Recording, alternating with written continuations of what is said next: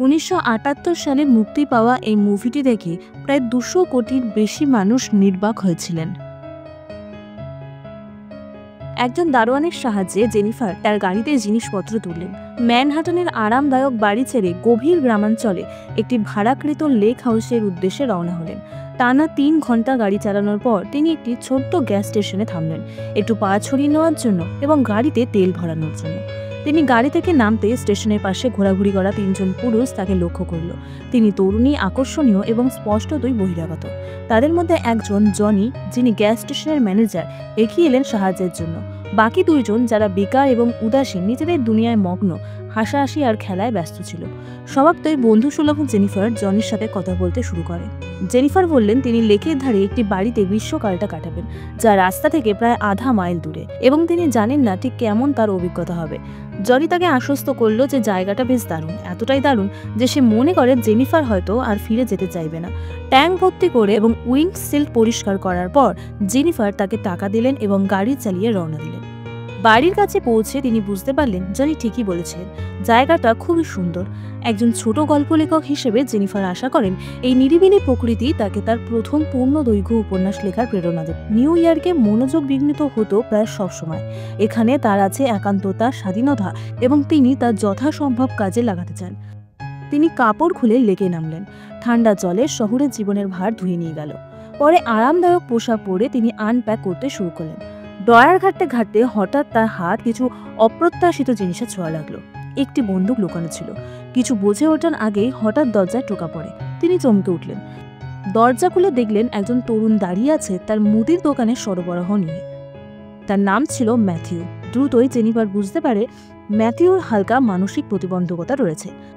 Jennifer বললেন ম্যাথিউর কি lake house খুঁজে পেতে কোনো সমস্যা হয়েছিল, কিন্তু ম্যাথিউ উজ্জ্বল হাসি হেসে তাকে নিশ্চিন্ত করল যে সে এই এলাকাটা খুব ভালোভাবে চেনে।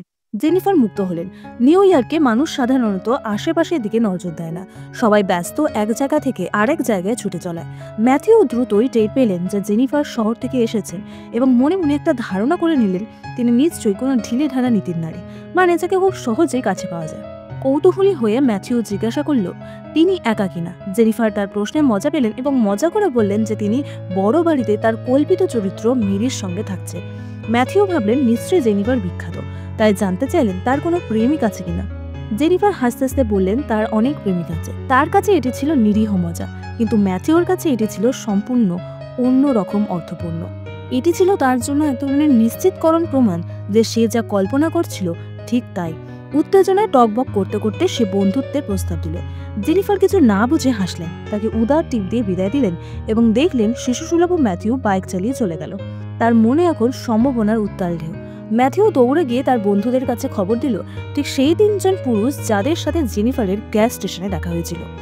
উত্তেজনায় ফেটে পড়ে সে বলল এক অপূর্ব সুন্দরী নারী লেক হাউসে থাকছে। সে জোর দিয়ে বলল সে নাকি তার স্তন দেখতে পেয়েছে। বন্ধুরা, যারা ম্যাথিউর বিব্রতকর স্বভাবের সাথে পরিচিত, তার কথায় তেমন গুরুত্ব দিল না। তারা সময় কাটাতে মাছ ধরছিল, ঠাট্টা করছিল এবং কল্পনায় তাদের স্বপ্নের নারীদের নিয়ে গল্প করছিল। শেষে তাদের আলোচনা আবার ম্যাথিউর প্রসঙ্গে ফিরে আসে। তারা তাকে মজা করে বলছিল সে কখনো কোনো নারীর সাথে ঘনিষ্ঠ হয়নি এবং তাকে সেট আপ করার প্রস্তাব দিল, কিন্তু ম্যাথিউ তা প্রত্যাখ্যান করল। সে বলল সে নিজেকে সংরক্ষিত রেখেছে শুধুমাত্র জেনিফারের জন্য। তার চোখে জেনিফার অন্যরকম, শহুরে মেয়েদের মতো নয়। এখনো পর্যন্ত জেনিফার তাদের মন থেকে প্রায় মুছে গিয়েছিল, কিন্তু ম্যাথিউ তাকে আবার তাদের চিন্তায় ফিরিয়ে আনলো একটি টুইস্ট নিয়ে। সে জেনিফারকে ঢিলে ঢালা চরিত্রের নারী হিসেবে উপস্থাপন করল। মিথ্যা দাবি করল যে জেনিফার তাকে উদার টিপ দিয়ে চুমু খাওয়ার অনুরোধ করেছিলেন। এতে অন্যরা বুঝতে পারল যাকে নিয়ে তারা এতদিন স্বপ্ন দেখছিল সে তো এখন তাদের হাতের নাগালে। পরদিন ম্যাথিউর বানানো গল্পের কথা কিছু না জেনে জেনিফার একটি ক্যানুই নিয়ে লেকে বের হলেন। প্রকৃতির সৌন্দর্যে নিজেকে ভাসিয়ে দিলেন। তিনি শান্তি ও অনুপ্রেরণা অনুভব করলেন। এখন তিনি লেখার জন্য প্রস্তুত। কিন্তু যখন তিনি হ্যামকে শুয়ে লেখায় মনোযোগ দিলেন, হঠাৎ ইঞ্জিনের গর্জনে নিস্তব্ধতা ছিন্ন হলো। তিনি দেখলেন একটি মোটর বোটে স্ট্যানলি এবং অ্যান্ডি দ্রুত গতিতে কটেজের পাশ দিয়ে চলে গেল। গত রাতে ম্যাথিউর গল্প শোনার পর তাদের কৌতূহল চরমে পৌঁছেছে। এখন জেনিফার তার কেবল একটি ক্ষণিকের চিন্তা নয়, বরং একটি সুযোগ। তাদের এই বিশৃঙ্খল আচরণে জেনিফারের মনোসংযোগ ভেঙে যায়। তিনি লেখালেখি বাদ দিয়ে ঘরের ভিতর চলে যান। নিশিরাতের দিকে যখন জেনিফার বিছানায় শুয়ে গবেষণা করছিল, তখন এক অস্বস্তিকর অনুভূতি ওর মধ্যে ভর করে। সে শুনতে পায় ক্ষীণ কিন্তু স্পষ্ট কিছু আওয়াজ, যা তাকে বুঝিয়ে দেয় কেউ ওর বাড়ির বাইরে আছে, আর সেটা স্ট্যানলি আর অ্যান্ডির মতো শোনাচ্ছিল। অন্ধকারের দিকে তাকিয়ে এবং চারপাশে খোঁজ নিয়ে জেনিফার কিছুই দেখতে পায় না, কেবল ছিল রাতের নিস্তবতা আর গাছের মৃদু শব্দ। ঘরে ফিরে এসে সে আগে খুঁজে পাওয়া অস্ত্রটার কথা ভাবে, যদি প্রয়োজন হয়, কিন্তু কিছুক্ষণ পরে সে মাথা নেড়ে সে ভাবনা দূর করে দেয়। সে নিরপরাধ কাউকেই আঘাত করতে চায় না। পরদিন আগের দিনের মতো অনুপ্রেরণা ফিরে পাওয়ার চেষ্টা করে জেনিফার তার ক্যানুতে চেপে হ্রদের উপর ভেসে বেড়ায়। সূর্যের উষ্ণতা, হ্রদের শান্ত জল আর প্রকৃতির কোমলতা উপভোগ করে। এটা ঠিক সে শান্তি যা তার দরকার ছিল। কিন্তু তারপর স্ট্যানলি আর অ্যান্ডি ফিরে আসে, মোটর বোটে করে তাকে ঘিরে ধরে। জেনিফারের মনে আতঙ্কের ঢেউ ওঠে। সে প্রতিরোধ করে প্যাডেল দিয়ে আঘাত করতে চেষ্টা করে, কিন্তু সংখ্যায় কম ও শক্তিতে দুর্বল হওয়ায় সে পরাস্ত হয়। এরপর ওরা তার নৌকার দড়ি ধরে টেনে তাকে এক তীরে নিয়ে যায়, যা তার বাড়ি থেকে ছিল অনেক দূরে। তীরে টেনে তোলার সঙ্গে সঙ্গে জেনিফার দৌড়ে পালাতে চেষ্টা করে। বনাঞ্চলের দিকে ছুটে যায়, মনে মনে ভাবে যদি গাছের মধ্যে ঢুকতে পারে তাহলে বাঁচতে পারবে। সে প্রায়ই পেরিয়ে যাচ্ছিল, কিন্তু ঠিক তখনই জনি এসে তার পথ আটকে দেয় এবং জেনিফার মাটিতে পড়ে যায়। জনি ওর জামাকাপড় খুলে ফেলে এবং ম্যাথিউকে ডেকে বলে তাকে পুরুষ হওয়ার প্রমাণ দেওয়ার জন্য। ম্যাথিউ ইতস্তত করে, কিন্তু জনি সময় নষ্ট করে না। ম্যাথিউ না চাইলে জনি নিজেই এগিয়ে যায় এবং জেনিফারকে ধর্ষণ করে। এরপর জেনিফার কষ্ট করে উঠে দাঁড়িয়ে প্রাণপণে পালানোর চেষ্টা করে। যাওয়ার সময় জনি আবার চেষ্টা করে ম্যাথিউকে এতে জড়াতে, তাকে উত্তেজিত করে বলে আর কখনো কিন্তু তুমি এমন সুযোগ পাবে না। কিন্তু ম্যাথিউ দ্বিধাগ্রস্ত থাকে। জেনিফারের ভগ্ন অবস্থা তাকে নড়িয়ে দেয়। সে এগিয়ে গিয়ে জেনিফারকে সাহায্য করার চেষ্টা করে, কিন্তু জেনিফার তাকে স্পর্শ করতে দেয় না। সবকিছুর পর সে আর কাউকেই বিশ্বাস করতে পারে না। খালি পায়ে আহত ও ভগ্ন দেহে জেনিফার বনে পালিয়ে যায়। কঠিন ভূখণ্ডে কাদায় পা আটকে যাচ্ছে, ডালপালা ত্বক আঁচড়ে দিচ্ছে, তবুও জেনিফার থামে না। সে বাড়ি ফিরে আসার জন্য দৃঢ় প্রতিজ্ঞ। হঠাৎ করে সে দূর থেকে হারমোনিকার সুর শুনতে পায়। মনে হয় আশেপাশে কেউ আছে যে তাকে সাহায্য করতে পারে। সে তাড়াহুড়ো করে সে সুরের দিকে এগিয়ে যায়, কিন্তু ছোট একটা ফাঁকা জায়গায় পৌঁছে দেখে হারমোনিকা বাজাচ্ছে অ্যান্ডি, আর সে এখন একা নয়। ছায়া থেকে বাকিরাও বেরিয়ে এসে জেনিফারকে নেকড়ে দলের মতো ঘিরে ফেলে। এবার অ্যান্ডি এগিয়ে আসে এবং তাকে নির্যাতন করে। সে দয়া মায়া করে না, যন্ত্রণায় জেনিফার অচেতন হয়ে পড়ে। ওরা দেখে যে জেনিফার এখন অচেতন, তাই তারা তাকে সেখানে ফেলে রেখে নিজেদের নৌকায় ফিরে যায়। নিজেদের অপরাধের চিহ্ন মুছে ফেলতে ওরা জেনিফারের ক্যানুইটা নদীর মাঝখানে নিয়ে গিয়ে ফেলে দেয় এবং তার কাপড়পত্র জলে ছুঁড়ে ফেলে দেয়। ঘণ্টাখানেক পর জেনিফার জ্ঞান ফিরে পায়। দুর্বল ও বিভ্রান্ত হয়ে সে বনের ভেতর দিয়ে হাঁটতে থাকে, বাঁচার জন্য নিজের বাড়ির পথ খোঁজে। অনন্তকাল মনে হলো শেষমেশ সে বাড়ি পৌঁছায়, কিন্তু তখনই সে অজ্ঞান হয়ে পড়ে। ঘষতে ঘষতে সে ভেতরে ঢোকে এবং ফোনের কাছে পৌঁছে সাহায্যের জন্য কল করার চেষ্টা করে, কিন্তু কথা বলার আগেই কেউ এসে ফোনটা লাথি মেরে ফেলে দেয়। আবার ওরা ফিরে এসেছে। ভেবেছিল জেনিফার বনে মরে গেছে, তাই তাদের অপরাধ ঢাকতে ওরা বাড়িতে এসেছিল। এখন দেখে জেনিফার বেঁচে আছে, তাই আবার তাকে নির্যাতন শুরু করে। জেনিফার প্রতিরোধের সুযোগও পায় না। দুর্বল ও ক্লান্ত জেনিফার লড়াই করে, কিন্তু তার প্রতিরোধ স্ট্যানলির রাগ আরও বাড়িয়ে তোলে। স্ট্যানলি সহজেই তাকে হারিয়ে ফেলে এবং জেনিফার আবার অচেতন হয়ে যায়। এবার আবার ওরা ম্যাথিউর দিকে তাকিয়ে বলে পুরুষ হতে। এবার তাদের কথা ম্যাথিউর মনে গভীরভাবে প্রভাব ফেলে। সামনে অচেতন জেনিফার পড়ে আছে। সে সাহস সঞ্চয় করতে মদ্যপান করে এবং শেষমেশ আত্মসমর্পণ করে। মানে এবার তাকে ম্যাথিউ নির্যাতন করে। জেনিফারের জ্ঞান ফিরে এবং প্রথমে সে ম্যাথিউকে দেখে। ঘটনা বুঝতে তার একটু সময় লাগে। চারপাশে ওরা হাসছে, মজা করছে, জেনিফারের লেখা পাণ্ডুলিপি ছিঁড়ে নষ্ট করছে। জেনিফার যখন কোনোভাবে সচেতন থাকার চেষ্টা করে, স্ট্যানলি তার দিকে এগিয়ে আসে। জেনিফার তাকে অনুনয় করে, কিন্তু স্ট্যানলি আর কিছু শোনে না। এবার তার নির্মমতা এতটাই ভয়াবহ ছিল যে বাকিরাও স্তম্ভিত হয়ে যায়। শেষ পর্যন্ত তারা স্ট্যানলিকে টেনে সরিয়ে নেয়। তাদের মুখ ফ্যাকাশে হয়ে আসে। তার নিষ্ঠুরতা বাকিদের মধ্যেও এক ধরনের অপরাধবোধ জাগিয়ে তোলে। একে একে সবাই চলে যেতে শুরু করে। বাইরে জনি হঠাৎ উপলব্ধি করে কি মারাত্মক অপরাধ তারা করেছে। জেনিফার তাদের অপরাধের সাক্ষী। সে ম্যাথিউর দিকে ফিরে তাকিয়ে বলে কাজ শেষ করতে, মানে জেনিফারকে মেরে ফেলতে। জনি ম্যাথিউকে এবার একটা ছুরি দিয়ে বলে জেনিফারের বাম পাশের পাঁজরের মধ্যে ঢুকিয়ে দিতে, যেন নিশ্চিত তার মৃত্যু ঘটে। কিন্তু ম্যাথিউ ইতস্তত করে, কিন্তু জনির ভয়ে সাহস করে না না বলতে। ম্যাথিউ আবার জেনিফারের ঘরে ফিরে আসে। নিচে পড়ে থাকা তার নিস্তেজ দেহের দিকে তাকিয়ে থাকে।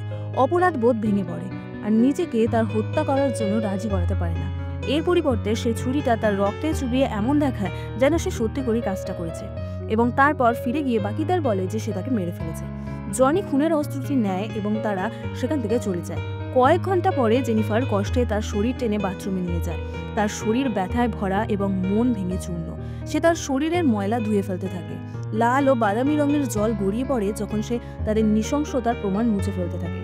পরবর্তী কয়েকদিনে আহত জেনিফার তার শারীরিক এবং মানসিক ক্ষত সারানোর চেষ্টা করে। সে তার ছেঁড়া পাণ্ডুলিপির পৃষ্ঠাগুলো জড়ো করে, যেমনভাবে সে নিজেকেও আবার গুছিয়ে তুলতে চায়। একদিন তার নৌকা তীরে ভেসে আসে। সে যখন সেটি তুলতে যায়, সেই সরল কাজটি তাকে মনে করিয়ে দেয় কেন সে এখানে এসেছিল।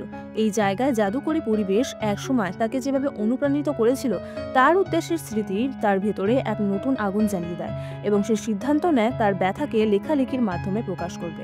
এটা কাজে দেয়। প্রথমবারের মতো শব্দগুলো তার ভেতর থেকে অবিরাম ও অপ্রস্তুতভাবে বেরিয়ে আসে যখন সে তার জীবনকে আবার গড়ে তুলতে শুরু করে। এদিকে 2 সপ্তাহ কেটে গেছে। যেহেতু সে দলটি ভেবেছিল ম্যাথিউ জেনিফারকে মেরে ফেলেছে, কিন্তু কোনো লাশ পাওয়া যায়নি, কোনো পচা গন্ধও আসেনি, কোনো অপরাধের চিহ্ন মেলেনি, দলটি জানতেও পারছে না যে লেক হাউসে কি ঘটছে এবং তারা সে বাড়ি এড়িয়ে চলছে, কারণ তারা জানে অপরাধীরা প্রায়ই তাদের অপরাধস্থলে ফিরে আসে যাতে ধরা পড়ার ঝুঁকি থাকে। তারা এখন মনোযোগ দেয় ম্যাথিউর উপর, তার আচরণ পর্যবেক্ষণ করতে থাকে। যদি তার মিথ্যা বলার কোনো ইঙ্গিত মেলে, ম্যাথিউ উদ্বিগ্ন হয়ে পড়ে। তার অপরাধবোধ এবং ভয় তাকে অস্থির করে তোলে। জনি ম্যাথিউর এই অস্বাভাবিক আচরণ দেখে সন্দেহ করে যে সে আসলে জেনিফারকে মেরে ফেলেনি।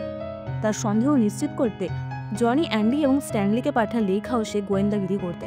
তাদের নৌকা যখন বাড়ির পাশ দিয়ে যায়, তারা দেখতে পায় জেনিফার মাটিতে বসে আছে, তার চোখে শূন্য দৃষ্টি। এখন নিশ্চিত হয়ে তারা ম্যাথিউকে মারধর করে দল থেকে বের করে দেয়, সতর্ক করে দিয়ে বলে যেন সে আর কখনোই ফিরে না আসে। এদিকে অ্যান্ডি এবং স্ট্যানলিকে আবার লেক হাউসে দেখতে পেয়ে জেনিফার বুঝতে পারে সে এখনও বিপদের মধ্যে আছে। নিজেকে রক্ষা করতে দৃঢ় প্রতিজ্ঞ, সে বন্দুক নিয়ে একটি স্থানীয় গির্জার দিকে রওনা হয়। সেখানে পৌঁছে সে নীরবে হাঁটু গেড়ে বসে, তার আসন্ন কাজের জন্য ক্ষমা প্রার্থনা করে গির্জা থেকে বেরিয়ে আসে। জেনিফার তার পরিকল্পনা কার্যকর করতে শুরু করে। সে গ্যাস স্টেশনে জনিকে দেখে, যেখানে জনি তার স্ত্রী ও 2 সন্তানের সাথে দেখা করছে। জনির এই পারিবারিক মুহূর্ত দেখে জেনিফার তাকে এখন ছেড়ে দেওয়ার সিদ্ধান্ত নেয় এবং মনোযোগ দেয় ম্যাথিউর ওপর। সে মুদি দোকানে ফোন করে এমন একটি অর্ডার দেয় যা সে জানে ম্যাথিউর মাধ্যমে পাঠানো হবে। অর্ডার নিশ্চিত হলে এবং ম্যাথিউর ওপর দায়িত্ব পড়লে আতঙ্কিত ম্যাথিউ ঘোরাফেরা করতে থাকে, ভয়ে কাঁপতে থাকে জেনিফারের মুখোমুখি হওয়ার চিন্তায়। কিন্তু দোকানের কর্মীদের মাংস কাটতে দেখে তার মাথায় একটি ভাবনা আসে এবং সে সাহস সঞ্চয় করে মুদি পণ্য এবং একটি ছুরি নিয়ে জেনিফারের বাড়ি থেকে রওনা হয়। পৌঁছে দেখে জেনিফার বাইরে আছে। সে শান্ত ভঙ্গিতে তাকে স্বাগত জানায় এবং তাকে গভীর জঙ্গলের ভেতরে নিয়ে যায়। একটি বড় গাছের ছায়ার নিচে জেনিফার তাকে প্রলুব্ধ করে, তার দুর্বলতাকে কাজে লাগায়। ম্যাথিউ ক্রোধ এবং অনুতাপের দ্বন্দ্বে ভোগে। স্বীকার করে সে জেনিফারকে ঘৃণা করে কারণ সে তার জীবন নষ্ট করেছে, আবার দুঃখ প্রকাশ করে যে সে তাদের বন্ধুত্বকে মূল্য দিত। সে ব্যাখ্যা করে যে সে জানত গ্রীষ্মের শেষে জেনিফার চলে যাবে এবং তাকে বাকিদের সাথে একা থাকতে হবে। জেনিফার নীরবে শুনতে থাকে, তার আসল উদ্দেশ্য গোপন রেখে। সে তার পোশাক খুলে ফেলে এবং ম্যাথিউ নিজেকে ধরে রাখতে না পেরে তাকে কাছে টেনে নেয়। ঠিক যখন ম্যাথিউ তার সবচেয়ে দুর্বল অবস্থায় পৌঁছায়, জেনিফার আঘাত করে। সে একটি দড়ি দিয়ে তার গলা বেঁধে গাছ থেকে ঝুলিয়ে দেয় যতক্ষণ না তার শরীরের নড়াচড়া থেমে যায়। যখন নিশ্চিত হয় যে সে মারা গেছে, তখন দেহটিকে হ্রদে ফেলে দেয়। ঘটনাকে আত্মহত্যা বলে সাজিয়ে দেয়। তার সাইকেল ও মুদিপণ্য জলে ফেলে দেয় যাতে দৃশ্যটি আরও বিশ্বাসযোগ্য হয়। বাড়িতে ফিরে এসে জেনিফার মুদি দোকানে ফোন করে শান্তভাবে অভিযোগ জানায় যে তার ডেলিভারি কখনোই পৌঁছায়নি। গ্যাস স্টেশনে জেনিফার জনিকে একা দেখতে পায়। সে একটি প্রলুব্ধকর হাসি দিয়ে তার কাছে আসে এবং তাকে তার গাড়িতে ওঠার জন্য নির্দেশ দেয়। জনি বিশ্বাস করে যে জেনিফার তাদের সঙ্গে কাটানো সময়টি উপভোগ করছিল, গর্ব অনুভব করে এবং মনে করে যে একদিন সে বলেছিল তুমি এখানকার জীবন ভালোবাসবে। জনি কোনো সন্দেহ ছাড়াই তার সাথে চলে যায়। অর্ধেক পথ গিয়ে জেনিফার গাড়ি থামায়। জনি যখন নেমে আসে, সে বন্দুক তাক করে তাকে সব পোশাক খুলতে বলে।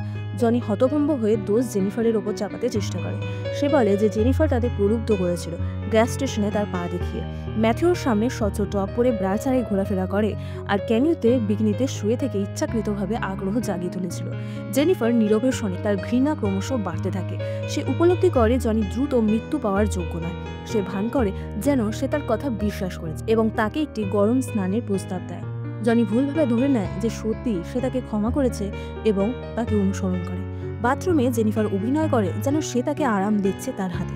জনি যখন আরাম পায়, জেনিফার হঠাৎ উল্লেখ করে যে সে কিভাবে ম্যাথিউকে মেরেছে এবং তার দেহ লুকিয়ে রেখেছে। জনি হেসে ফেলে, ভাবতে থাকে জেনিফার হয়তো মজা করছে। কিন্তু যখন সে আরও স্বস্তিতে আসে, তখন জেনিফার হঠাৎ ম্যাথিউর আনা ছুরিটি দিয়ে তার পুরুষাঙ্গ কেটে ফেলে। সে বাথরুম থেকে বেরিয়ে আসে এবং দরজায় তালা মেরে দেয়। জনির চিৎকার পুরো কটেজে প্রতিধ্বনিত হয়, কিন্তু জেনিফার জোরে অপেরা সঙ্গীত চালিয়ে সেই আওয়াজ ডুবিয়ে দেয়। সে অপেক্ষা করে যতক্ষণ না সব শব্দ থেমে যায়। তারপর তার দেহটিকে বেসমেন্টে ফেলে রাখে। তার জামা কাপড় ফায়ার প্লেসে পুড়িয়ে দেয়, তার উপস্থিতির সব চিহ্ন মুছে ফেলে।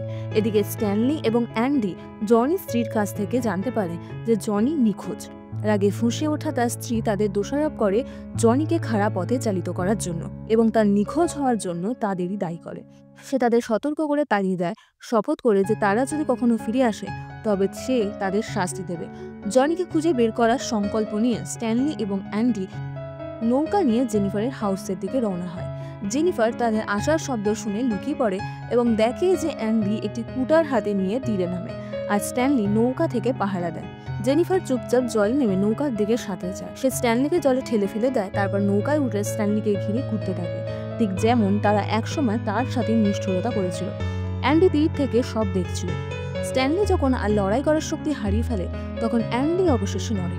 জেনিফার নৌকা চালিয়ে তার দিকে এগিয়ে যায়। অ্যান্ডি কুঠার নিয়ে আঘাত করার চেষ্টা করে, কিন্তু কুঠারটি তার হাত থেকে পড়ে নৌকায় পড়ে যায়। জেনিফার দ্রুত কুঠারটি তুলে নেয় এবং সরে যায়। অ্যান্ডিকে স্ট্যানলির কাছে সাঁতরাতে বাধ্য করে। দুজন যখন জলে সংগ্রাম করছিল, জেনিফার নির্লিপ্তভাবে তাদের দিকে তাকিয়ে থাকে। যখন তারা ভাবতে শুরু করে যে হয়তো তারা বেঁচে যাবে, জেনিফার হঠাৎ কুঠারটি অ্যান্ডির পিঠে ঠুকিয়ে দিয়ে তার জীবন শেষ করে। এখন একা থাকা স্ট্যানলি নৌকার মোটর আঁকড়ে ধরে প্রাণ ভিক্ষা চায় এবং সবকিছুর জন্য জনিকে দোষারোপ করে। জেনিফার নিচু হয়ে স্ট্যানলির সেই একই নিষ্ঠুর কথার পুনরাবৃত্তি করে যা স্ট্যানলি এক সময় তার উপর নির্যাতনের সময় বলেছিল। এরপর সে নৌকার মোটর চালিয়ে স্ট্যানলির জীবন শেষ করে দেয়।